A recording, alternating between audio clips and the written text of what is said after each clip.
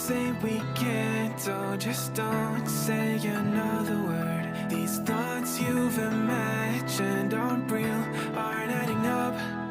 You fetched your ideas from nowhere. Penampilan Timnas Putri Indonesia yang berhasil menaklukkan Kirgistan dalam laga kualifikasi Piala Asia Wanita 2026 tak hanya membawa poin penuh, namun juga mengundang sorotan besar dari sejumlah negara di kawasan Asia.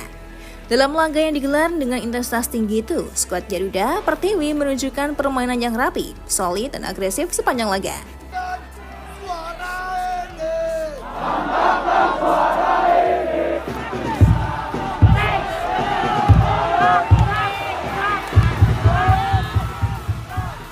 Kemenangan ini menjadi tonggak penting dalam perkembangan sepak bola wanita Indonesia yang selama ini jarang diperhitungkan di kancah Asia. Salah satu faktor utama dari peningkatan kualitas Timnas Putri Indonesia adalah kehadiran para pemain abroad yang memperkuat skuad. 4 nama yakni Iris Deru, Emily Juliana Hon, Isa Warp, dan Felicia Desu tampil gemilang dalam laga melawan Kirgistan.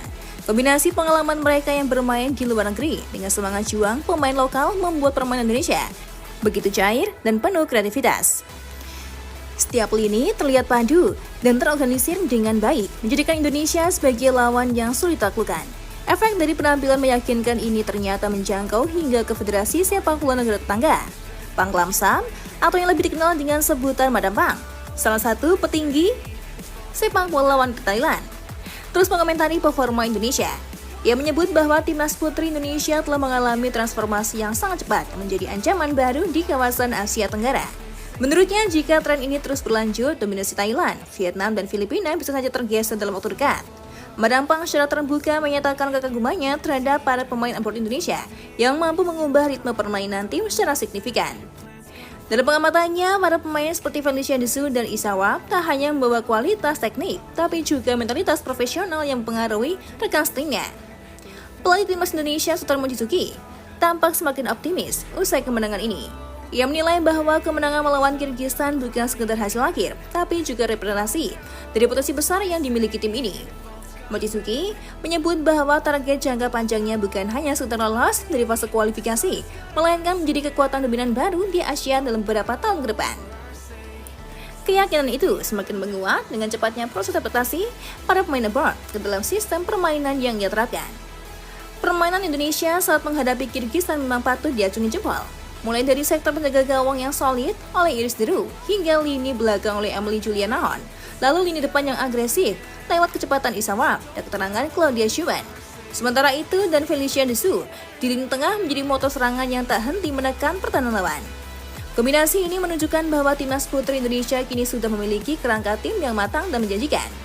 Dengan perkembangan yang pesat ini, publik sepak bola Asia kini mulai melirik Timnas Putri Indonesia sebagai kekuatan baru yang tak bisa dipandang sebelah mata.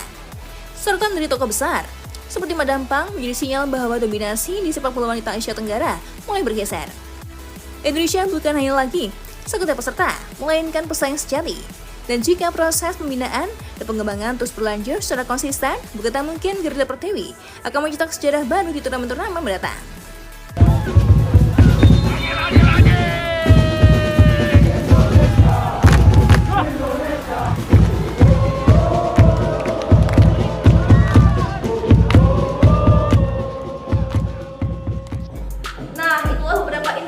Dari kami, buat kamu yang tak mau ketinggalan informasi menarik selanjutnya, jangan lupa klik tombol subscribe dan nyalakan notifikasinya. Thank you.